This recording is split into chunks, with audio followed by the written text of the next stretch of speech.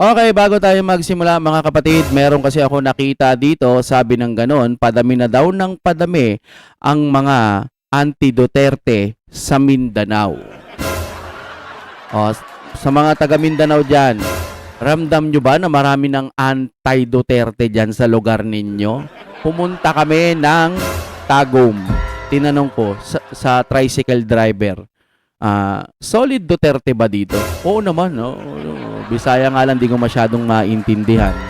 Alam nyo naman sa sa Davao region, kasi ang experience ko diyan, kahit sa Cebu, no, pag kinausap mo sila ng Tagalog, minsan ang isasagot sa iyo Bisaya, no? Parang mas doon kasi sila komportable.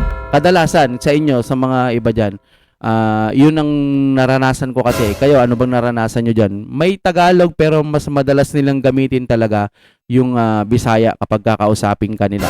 Pero hanggang sa medyo naiintindihan ko na lang, no? Sabi nila, hindi, marami pa rin sumusuporta sa mga Duterte, no? Siguro kaya sinasabi ng mga taga-kalaban na dumadami ng anti-Duterte sa Mindanao. Siguro kaya nila sinasabi yun, mina-mind condition nila yung mga tao na wala nang nagtitiwala sa Duterte. Ewan ko, siguro yun yung kanilang paraan para pabagsakin talaga ang Duterte.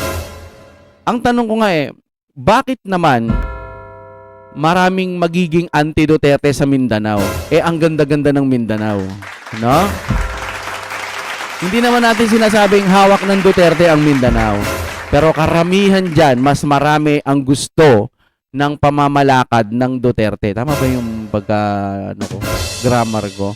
Mas marami ang nagkakagusto sa pamamahala ng mga Duterte kaysa naman sa pamamahala ng bangagda administrasyon ninyo ngayon. Sigurado naman yon, mamin. Marami na hong may ayaw sa administrasyon ngayon. Yun po ang totoo. At yung mga dilawan, kinakain na lang nila yung sinasabi nila dati na ayaw nila kay BBM. Ngayon, kain sip-sip daliri sila sa mga taga-kabila. Hindi ho ganyan ng Duterte. Palibasa kasi ang Duterte, hindi nila kayang i-areglo. Okay, simulan na po natin ito.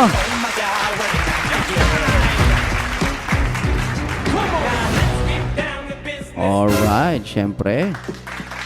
At kapag mabagal ang inyong internet, isang munang munting paalala. Kung gusto niyo naman ng mura na at mabilis na internet, nandito na ang Fiber ni Juan. Maaasahan, kaya tawag na. Baka meron na sa inyong lugar ang Fiber ni Juan. Uy, tawagan nyo na yan. Nako, napakabilis ng internet nila at ang mura-mura pa. I-play na ho natin. Ano po ba ang meron dito sa bagong balita?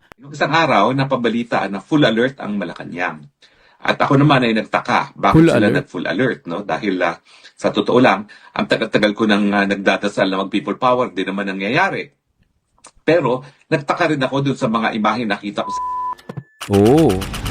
Subukan nilang gawin yung iba nila yung YouTube, Facebook, yung mga social media. Subukan nilang iban yun. Tingnan nyo yung mga kabataan. Magwawala lahat yan. Sisisihin lahat. Iba kasi yung nangyari sa ibang bansa, kasi binan ata yung kanilang social media. Kaya nagwala yung mga kabataan. Dito kasi may social media pa Pero pag binan dito yan sa Pilipinas, sabi ko sa inyo, magwawala ang mga Pilipino. Narito ang Balitang Pinoy TV. Balitang Pinoy TV, shoutout kuya, kaibigan. Alright, kaibigan ko na ngayon. Okay, yun. another update patungkol dito sa palpak na administrasyon ni Bongbong Marcos. Kung ipapakita yung video na yan, no? Don't forget guys, i-like, i-share itong video na ito para makatulong na aabot sa ating mamamayang Pilipino. At mag-subscribe na rin sa mga bago pa lang dito para updated kayo lagi, okay? Libre lang mag-subscribe, kaya subscribe na kayo. So ito yung balita, panoorin ninyo. So ito yung ipapakita ko itong vlog ni Attorney Harry Roque. Patungkol po dito sa issue kung karapat-dapat na bang patalsikin itong si BBM. Okay, Dapat. makinig tayo kay Attorney Panelo. Hindi na kailangan, sa totoo lang, hindi na kailangan ng kahit anong paliwanag. Tignan mo nyo na lang yung performance niya kung satisfy ka ba. Kung satisfy ka, edi tuloy. Pero kung majority ng Pilipino ayaw na kay BBM, baba na, di ba? Baba ka na dyan, pre. Wala ka na wente. Attorney Rocky pala, sorry. Yan. Ay, magandang araw sa inyong lahat, ha? Mantakin nyo, thank God it's Friday na naman. Yes. Kailan lang Kakasimula lang natin ng isang linggo at ang sabi ko nga, nako, 5 araw na naman bago mag-Thank God It's Friday. Pero kami po, maaga kami nag-Thank God It's Friday, ha? Yung isang kaibigan kong nurse, dumaan dito at lininis yung aking sugat na 2 linggo na hindi ko magaling. Nadapa kasi ako nung minsan. Ay, teka. 2 linggo na hindi pa gumagaling. Nako, mahirap yan. Hindi ko naman, hula lang, no, hula. Total reaction video naman to. Sa tingin ko, baka mataas ho ang inyong sugar. Ang pinaka-the best niyan, maintenance at laging uminom ng tubig. Yun lang naman ang sekreto. Ako mataba ako, mga kapatid. Siyempre, pinagpapasalamat ko pa rin sa Diyos na kahit papano ingatan ng aking kalusugan. Kain kayo lagi ng gulay. Iwas na sa matamis. Habang ako ay nakikipag-usap dun sa mga tagahig, naghahanda ng plano ng pagkain para dun sa mga dadalo sa birthday party ni Tatay Digong sa 28. So kayong mga nasa Europa po handang-handa na ang lahat para sa birthday ni Tatay Digong, kaya huwag kayong mawawala dun po sa dahig. At syempre, meron naman tayong konting pakain. Pwede ba naman mag-birthday si Tatay Digong na walang pakain? Wala po kayong, wag po kayong mag-alala, ambag-ambag ang mga tagahig at all over Europe para lahat tayo ay makakain dyan sa birthday ni Tatay Digong. No? At masay-celebrate natin yan. Simple, pero ang importante, talagang binigyan natin ng importansya ang araw na kapanganakan ng pinakamagaling na presidente sa ating kasaysayan, si Tatay Digong. Ngayon, pag-usapan naman po natin, nung isang araw, napabalitaan na full alert ang Malacanang. At ako naman ay nagtaka, bakit sila nag-full alert, no? Dahil sa totoo lang, ang tagal-tagal ko nang nagdadasal na mag-people power, di naman nangyayari. Pero nagtaka rin ako dun sa mga imahe nakita ko sa internet na talagang in full battle gear ang mga PSG, ang militar at kapulisan, lalong-lalo na sa vicinity ng Malacanang. Yun pala, merong tinatawag na third force na di umano ay nagplano ng isang kumi. Ibig sabihin, kumi na parang humihingi pa na tanggalin siya sa pwesto ay itong si Marcos Bangag. Now supposedly, kaya itong pala. third force neto ay ayaw kay Inday Sara Duterte. Pero ayaw din nila kay Marcos, no? Ayaw. Kaya siguro lang, di ko lang alam, siguro mas maraming nakakaalam dito sa kumi ang mga dilawan, no? At least Kaya pala tamang hinala sila, kaya nag-alert yung security. Alam nyo naman, kung totoo yung sinasabi ni Madam Amy na bangag yung kanyang kapatid, baka talagang tamang hinala na. Kung totoo lang, di ba? Ako yung bumabase lamang sa sinasabi ni Madam mga Amy. dilawan na hindi pa nakikipagsabuatan kay Marcos dahil alam naman natin, karamihan sa kanila ay nakipagsabuatan na. So di umano, meron talaga silang pinalanong kumi para tanggalin si Ferdinand Marcos Jr. Pero ang tanong, sinong uupo? Well, definitely, dahil kumi yan, ayaw daw nila kay Inday Sara Duterte. Kaya naman ako, kung ayaw ng Inday Sara Duterte, ayaw ko na rin. Kasi sa totoo lang, kung mapapaikli ang termino ni Marcos Jr., ang kinakailangan umupo ay yung constitutional successor na si Inday Sara Duterte. Ayaw ko naman na mawala ang saligang batas dahil kapag nawala ng bisa ang saligang batas, wala na rin karapatan na sumunod o umupo bilang presidente ang vice-presidente sa Inday Sara Duterte. So yung mga gustong umupo si Inday Sara Duterte na mas maaga kaysa sa 2028, hindi po pwede na tayo ay ibabaliwala natin ang saligang batas dahil ang kapangyarihan ni Inday Sara Duterte na umupo bilang presidente bago manalo sa isang eleksyon sa 2028 ay kung masusunod pa rin ang saligang batas. Okay. Ang saligang batas naman dyan ay nagsasabi na kung ang presidente ay mawala sa posisyon dahil sa pagre-resign, pagkamatay o pagkasakit na permanente, ang vice-presidente ang magte-take over. Ang po pwede naman mangyari mapilitan na itong si Marcos Jr. na magbitiw gaya na nangyari doon sa panahon ni Erap Estrada, no? Sabi ni Erap, hindi siya bubitiw, pero sabi ng Korte Suprema, nagkaroon ng constructive resignation nung umalis si Erap Estrada sa opisina, no? At dahil po dyan, ang sabi ng Korte Suprema, talagang naging constitutional successor itong si Gloria Macapagal Arroyo na nagsumpa sa katungkulan harap ng dating Chief Justice na Hilarion Davide. So kung talagang ikaw ay para kay Inday Sara Duterte, nais pa rin natin na masunod ang saligang batas, kailangan talaga ma-people power si Bangag, mapilitang magbitiw sa pwesto nang sa ganun, si Inday Sara ang uupo. Pero itong mga nasa likod daw ng kumi, ay ayaw kay Inday Sara Duterte. Kaya ang gusto nila, coup. Dahil pag coup, mawawalang bisa ang ating saligang batas at pwedeng mamuno ang kahit sino. Ang problema dyan, kapag nagkaroon talaga ng totoong coup at wala namang suporta sa taong bayan at sila manunungkulan lamang dahil sa dahas, dahil hawak nila mga baril, ibig sabihin, nalabag pa rin yung kagustuhan ng karamihan at alam naman natin ang kagustuhan ng karamihan na talagang tanging Sara Duterte lang ang dapat umupo bilang presidente kung matatanggal si Bangag, no?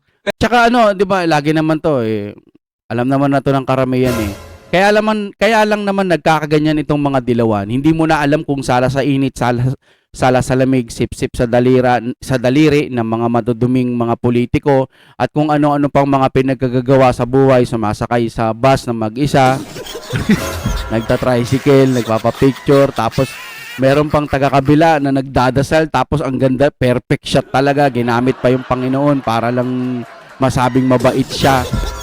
Sana kayong unang sunugin sa impyerno, no? No, 'di ba? No.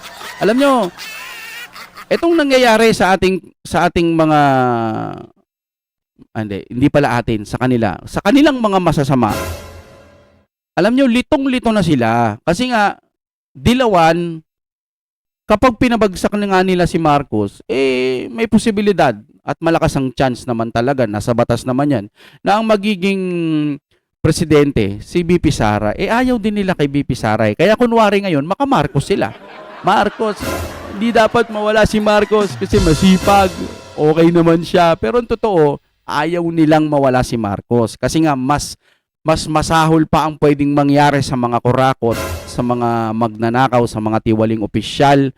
Tiwali, ano pa bang pwedeng itawag natin sa kanila? Mga garapalang, mga magnanakaw, mga NPA, mga bida-bida, mga wala namang ginawa sa bansa natin, kundi kontra dito, kontra doon.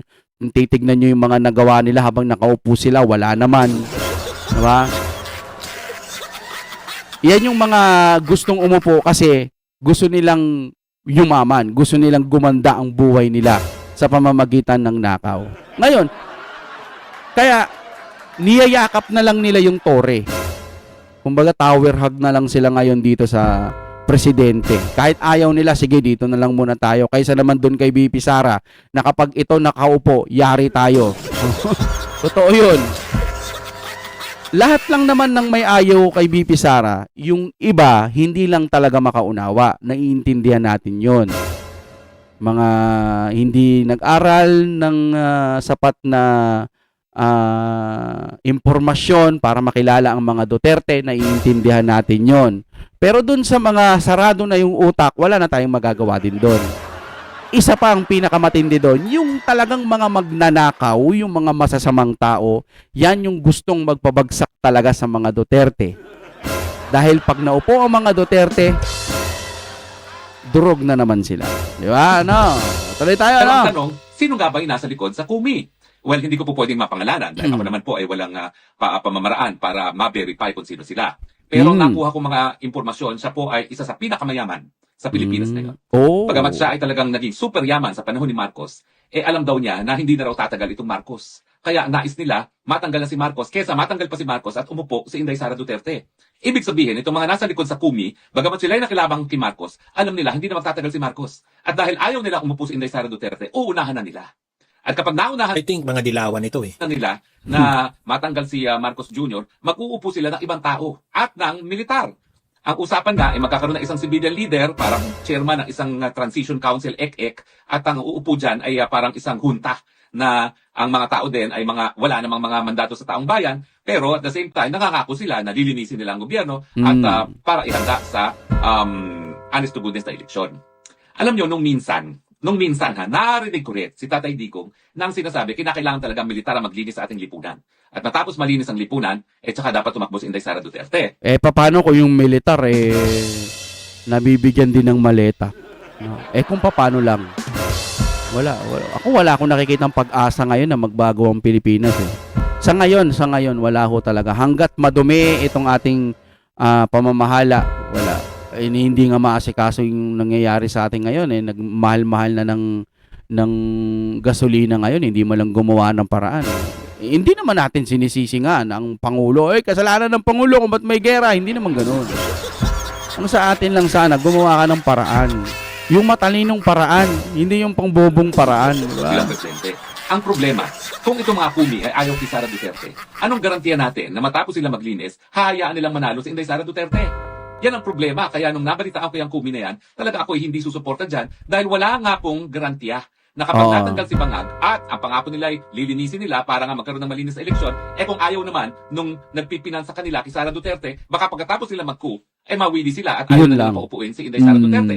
Kaya mas mabuti pa na gawin natin through people power, wag ng coup. Dahil ang coup talaga, militar lang yan. Ang people power, taong bayan na nagsasabi.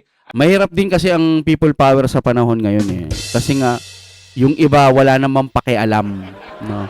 Yung people power pala dati, hindi naman pala basta-basta Kumbaga, palakas ng palakas. Nagsimula sa 0, nagsimula sa 1, 2, 3, 4, 5 ng bilang ng mga tao hanggang sa dumami ng dumami. Kumbaga, pagkakaintindi ko nga doon taon din ang binilang. Kasi nga 10 years na upo ata si 9 or 10 years si Marcos Sr., no? Tama ba? Kumbaga taon din ang lumipas na bago na buo yung pinakasolidong tinatawag na EDSA people power. Ngayon dito sa atin kasi, try din eh. Try lang din ng try. Pag mahina, kutsaan, kantsawan, tapos naghahati pa. Yung mga dilawan, mga parang mga bugok na hindi mo na alam kung saan sila kumakampi. No? Yung EDSA nga eh, di ba dito lang yung EDSA? Imbis na Marcos, dati Marcos resign eh. Ngayon, BP Sara resign eh. Hindi na kasi nila alam kung anong gagawin nila. Kasi nga, pag si PBBM yung bumagsak, BP Sara kasi ang mauupo. Kaya para na silang mga gunggong na hindi mo alam kung saan sila dadapo. Dadapo pa ba sila sa kalabaw? O tuluyan na silang lalamunin ng kanilang pagkabulok. Yun. Ganun kasi. Ayaw nila kay BP Sara eh. Ayaw nila ulit ng Duterte. Natikman na kasi nila ang Duterte. Masakit pag Duterte ang nakaupo dahil nililinis lahat po ng mga tiwali. Yung ano nga eh, eto, may nabasa ako ngayon dito. Si John Vic Rimulya ata daw ang nagsabi nito. Sana hindi siya ang nagsabi nito. Sabi ng ano, John Vic Rimulya, yung nakababatang Rimulya. Dati kasi akala nila basta, sabi niya nito, pumatay ka ng 5 tao, 10, 20,000 tao, titigil na ang droga sa Pilipinas. Tumigil ba? Hindi rin eh, sabi niya ng ganun. Pero ngayon sa sistema na ginagawa, kumonti ang drug sa Pinas, sabi ni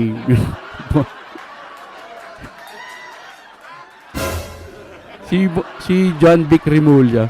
Kayo ba, ramdam nyo ba na kumonti? Basahin pa natin sa John Vic Rimulya ng 2.4.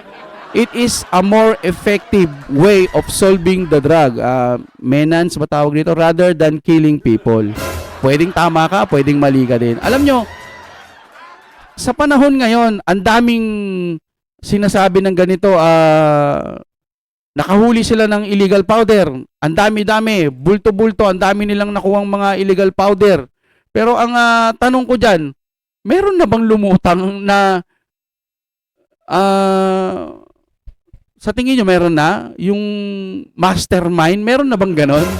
Ako wala akong ito, bilyong halaga ng shabs. Halimbawa, ito pala ang may-ari. May nakarinig ba kayo ng ganun? Wala eh. Anong ginawa sa mga illegal powder na yan? Hindi naman sa atin binabalita kung anong nangyayari. Baka nire-repack lang din yan. Malay mo, di ba? Hindi natin sinasabing totoo. Pero ano na bang nangyari sa mga nahuli yung illegal na kunwari? Bulto-bulto, dami, milyon-milyon mga illegal powder na hindi natin alam kung sinong may-ari. Basta na lang lumutang dyan sa NAIA, basta na lang lumutang sa dagat o kung saan-saan pa, tapos wala namang may-ari. Hindi ko alam kung sinasadya nila. Huwag nyo sabihin na mas epektibo yung pamamalakad nyo ngayon. Pucha, kung halimbawa mo makahuli kayo, baka magluto lang sa kulungan yan eh.